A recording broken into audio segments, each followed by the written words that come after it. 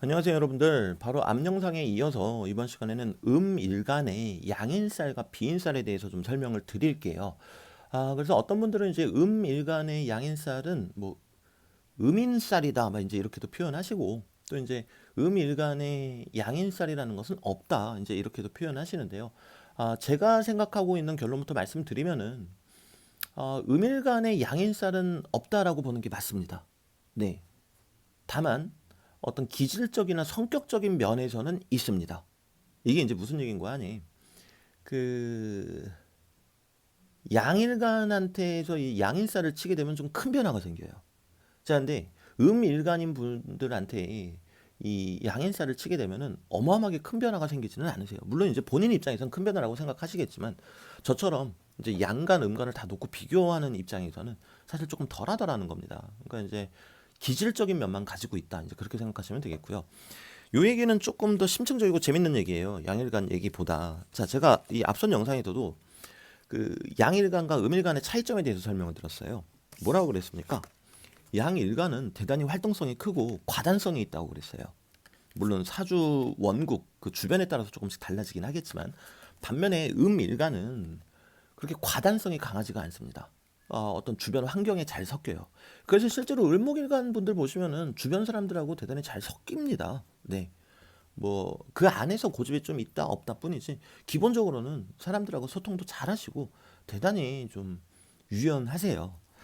자, 이제 양간과 음간의 그런 차이를 생각해 보자고요. 저희가 근데 이제 양간은 그냥 탁 치면은 욱 하고 나가는 기질이 있기 때문에 지지에 순수한 나무의 기운만 잔뜩 있는 이 겁재가 오면은 양인살이라 그랬어요. 왜 그랬습니까?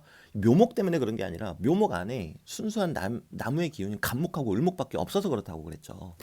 자, 그런데 이 음간은 진짜 되게 재밌는 게요. 그 비겁만 있다고 해서 막 밀치고 나가려고 하지 않아요. 그래도 뭔가 내가 이 주변을 좀 더 봐야 되지 않나? 이제 막 그렇게 생각을 하는 거예요. 그러면은 일간한테 힘을 주는 게 뭐가 있겠습니까? 이제 인성하고 비겁이 있죠. 그러면 인성하고 비겁이 골고루 배합이 돼 있어야 된다라는 거죠. 그리고 인성 같은 경우도 정의는 안정적이지만 푸시하는 힘이 대단히 강하다라고 볼 수는 없어요. 자, 그런데 편의는 불안정적이지만 푸시하는 힘이 너무 강하다. 그래서 문제가 된다. 치우쳤다. 이제 그렇게 볼 수가 있거든요. 그렇기 때문에 이제 편인이 발달하신 분들이 자꾸 전문 기술 또는 뭐 예체능 이렇게 나가시는 이유가 그거예요. 푸시하는 힘이 너무 강하다 보니까 아예 내가 이 일간을 푸시해가지고 여기까지 가야 되는데 여기까지 확 나가버리는 거거든요. 그러니까 여기를 넘어서 특수 전문 기술까지 간다. 이제 이렇게 개념을 잡으시면 되겠고요.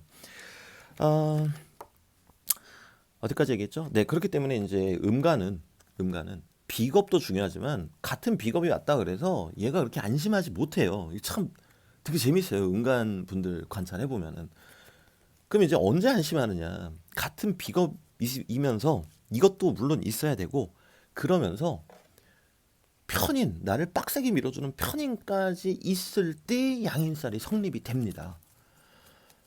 자, 그러면은 예시를 들어볼게요. 그런 게 뭐가 있는지. 자, 진토 안에는 그냥 쓸게요. 을, 개, 무가 있습니다. 자, 그러면 을목 입장에서 한번 볼까요? 비견 있죠? 편인 있죠? 이때서야 어떤 양인스러운 기질을 보입니다. 이때서야. 네. 이제 비건만 있는 게 아니라 그 저기 뭐야, 인성까지 나를 밀어주는, 그것도 세게 밀어주는 편인까지 있을 때 가서야 이 친구는 이제 양인의 모습을 보이게 됩니다. 그렇기 때문에 을목 입장에서는 이 진토가 양인살이 돼요. 네, 양인살이 되고요. 이게 더 쉽게 뽑는 방법을 이제 알려드릴게요. 그러면은 지장간 속에 편인하고 비견이 있으면 된다라고 하셨는데, 그거 좀 쉽게 보는 방법 없습니까? 암산으로 있습니다. 네네. 자, 을목이면은 봄이에요, 여름이에요, 가을이에요, 겨울이에요? 나무니까 봄이죠. 봄의 토양이 양인살입니다. 쉽죠? 그러면 조금 더 이제 한번 속도를 높여서 가보자고요. 속도를 높이고 싶었는데 제가 찾는 속도가 느리네요. 네. 정화는 봄, 여름, 가을, 겨울 중에서 뭡니까? 화니까 여름이죠? 그럼 여름의 토양이 뭔지 생각해 보시면 되세요. 여름의 토양 3, 2, 1, 땡 미토죠. 4, 5미. 이게 양인살이에요. 자, 한번 확인해 볼까요? 미 중에 뭐가 있는지 확인 한번 해보겠습니다. 제 말대로라면 이제 인성이 있어야 되고, 그리고 이제 비견이 있어야 되겠죠. 그것도 편인으로 있어야 되겠고요. 정, 을, 기가 있습니다. 자, 일단 정화일간 입장에서 비견 보이시죠? 그리고 을목은 목생화 해주는데 나와 음양이 같으니까 편인. 자, 이렇게 찾을 수가 있습니다. 그러면 또 이제 어디까지 했죠? 네, 이제 기토. 자, 기토도 역시 화토동법이라고 해서요. 정화와 같은 걸로 봅니다. 우리 앞서서 무토도 그 오화 같은 걸로 봤잖아요. 근데 이제 기토도 그 정화 같은 걸로 봅니다. 그 이유는 사실 제 예전 영상 뭐 천간이나 이제 이런 거 보시면은 좀 있는데 아마 굳이 찾아서 보실 분들 별로 없으실 것 같으세요. 그래서 나중에 설명을 드릴게요. 그러면은 기토 입장에서 미토 이렇게 되면은 네, 정화랑 똑같이 취급을 하니까요. 그렇게 되면은 내가 토죠. 나를 생해주는 게 뭡니까? 정화죠. 화생토. 그러면 화생토 편인이 되고요. 같은 비견이 들어있게 됩니다. 그래서 기토도 미토가 이제 양인 쌀이 되고요. 그리고 어디까지 했죠? 이제 신금. 자, 신금이면 봄, 여름, 가을, 겨울 중에서 언제입니까? 가을이죠. 그럼 가을의 토양 중에서 가을의 토양 중에서가 아니라 그냥 가을의 토양, 술토. 술토를 만났을 때 양인이 성립이 됩니다. 자, 술 중에 뭐가 있는가 볼까요? 신정무가 있죠. 신정무. 자, 얘는 이제 놀라운 결과를 보시게 될 텐데 얘는 편인하고 비견이 있는 게 아니라 비견이 있고요. 편관이 있습니다. 그리고 정인이 있습니다. 자, 그렇기 때문에 신금 입장에서 술토가 있다라고 그래서 양인이다라고 보시면 안 된다라는 거예요. 그러면은 신금 입장에서 편인이면은 기토가 되겠죠. 네, 기토가 될 것이고 비견이면은 신금이 될 텐데 개신기 그쵸? 축토가 되려 양인의 모습을 보인다라는 거죠. 축토. 네. 이게 여러분들이 이제 공부하시다 보면은 그리고 실제로 검증을 해보시다 보면은 제가 드리는 말씀이 진짜 맞구나 싶으실 거세요. 왜냐면은 개, 신, 기. 자, 기존 이론대로면은 술토가 양인이 됩니다. 양인이 기질이에요. 근데 지장간을 봤더니 되려 편관이 있고 비견이 있더란 말입니다. 자, 근데 축토가 오게 되면은 편인이 있고요. 비견이 있습니다. 그러면 제 논리에 따르면 이것이야말로 양인살이 되겠죠. 자, 올해가 무슨 해입니까? 신축년이죠. 올해 금이 강했다라는 거 누가 봐도 알 수 있습니다. 뭐 금은 사실 경금이에요. 이게 경금이 깊은 물인 이 자수를 금생수하기 때문에 코로나가 작년에 발발했던 거고요. 그리고 이제 신축년이 되어서는 요게 숙살지기의 기운이 더 예리하게 변해가지고 사람들이 목숨을 많이 앗아가고 있죠. 그리고 이 여러분들 이제 다음 달이 신축월이거든요.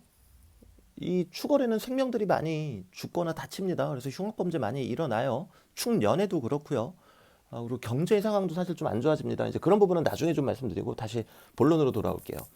그래서 올해 아마 사주 공부 조금 하신 분들은 야, 이거 신금의 세력이 진짜 막강했다라는 거 아실 수 있으실 거세요. 그래서 기존 이론처럼 이제 술토가 양인이다 이렇게 보실 게 아니라 축토가 있을 때 이것이 양인이다 이렇게 생각하시는 게 더 정확하시다라는 말씀입니다. 진짜 그래 싶으시잖아요. 주변의 친구들 중에서 신금일간인데 술토 있는 경우와 축토 있는 경우 한번 비교해 보세요. 그러면은 정말 한 친한 친구면은 뭐 그냥 떠올리기만 해도 답이 나오실 거고 친한 친구가 아니다 그러면은 한 보름만 관찰해 보셔도 답이 나옵니다. 네, 재밌죠? 자, 그리고 이제 마지막 개수. 개수는 네, 개수는 물이죠. 그리고 봄, 여름, 가을, 겨울 중에서 뭡니까? 겨울입니다. 겨울이기 때문에 겨울의 토양, 축토, 이때가 양인살이 됩니다. 축 중에 개신기 있죠? 봅시다. 비견이 있습니다. 그리고 편인이 있습니다. 그러니까 얘가 힘을 받겠죠. 그죠? 그래서 이제 신금의 양인도 축으로 보는 게 맞다. 그리고 개수의 양인도 역시 축으로 보는 게 맞다. 그러면 이런 현상이 왜 생겼냐? 왜 신의 그 양인을 축으로 보는 게 맞습니까? 라고 말씀을 드린다면요. 이거는 진짜 음양의 이치를 살짝 이해하셔야 되는데 제가 몇몇 영상에서 이제 그 말씀 드렸어요. 저희가 이제 삼합이라고 그러죠. 해묘미. 그러면은 해수가 왕지를 수생 목하는 관계예요. 그리고 인호술, 화국이죠. 임목이 오화를 목생화하는 관계예요. 자, 이제 사유축 한번 보실래요? 사화가 유금을 뭐 화생 금하는 관계인가요? 화극 금하는 관계죠. 거기에 답이 있습니다, 사실. 왜냐면은 이 금이라는 거는 양에서 음으로 인도하는 기운이기 때문에 순서가 좀 뒤바뀌어지게 된다라는 거죠. 어렴풋이 이해하시도록 말씀드릴게요. 그리고 다시 신자진으로 가게 되면은 신금이 자주를 금생수하게 되잖아요. 근데 사유축에서만 그 순서가 뒤바뀐단 말이죠. 그 원리와 사실은 이 신금의 양인도 축토다라고 제가 말씀드리는 원리가 일맥상통하는 부분이 있습니다, 여러분들. 아, 그러면 이제 비인살은 뭐가 되겠습니까? 이거 앞에 영상 보고 오셔야 돼요. 그 양간의 양인과 비인살. 비인살은 당연히 이 양인을 건드리는 글자가 올 때마다 그게 비인살이 되겠죠. 그럼 이제 어떤 현상이 일어난다? 이게 비인살인 게 중요한 게 아니라 이제 개, 개수 일간이 축토가 있는데 미토가 이렇게 온다. 그러면 이제 성격적으로 뭔가 욱하거나 이렇게 막 기질적으로 이렇게 내가 강한 발언을 한다거나 결심을 하게 되는 그런 계기가 생긴다라는 겁니다. 근데 이제 개미일주다. 그럼 이제 이게 비인살이라고 저희가 하는 거거든요. 왜냐면은 이 양인 축을 치니까요. 근데 이게 비인살이라서 비인살인 게 아니라 이 축토가 이렇게 들어올 때, 축토가 들어올 때마다 내 미토를 건드리게 되면서 이 축토 양인도 같이 욱하게 되니까 그런 현상이 나타나더라. 그런데 이 양인살이 없고 이렇게 비인살만 갖고 계신 분들은 이 축토가 들어올 때마다 작용이 있는 거지 내 사주 원국에 축토가 있는 게 아니잖아요. 그러니까 작용이 좀 덜하더라. 이제 그렇게 보시면 되세요. 그래서 이게 이제 설명이 조금 어려우셨을 수도 있는데 한 두 번, 세 번 보시면은 쉽게 어이구 트림했어요. 죄송해요. 소리 안 났죠? 네, 이해하실 수 있으시다라고 저는 생각을 합니다. 그리고 여러분들도 생활 속에서 자기 사주에 대입을 하시면서 실제로 관찰해 보시는 게 아마 가장 빠른 길이 되시지 않을까 싶습니다. 네, 지루한 영상 끝까지 봐주셔서 대단히 감사합니다. 합니다. 뭐 이상하다. 합니다. 네, 가보겠습니다.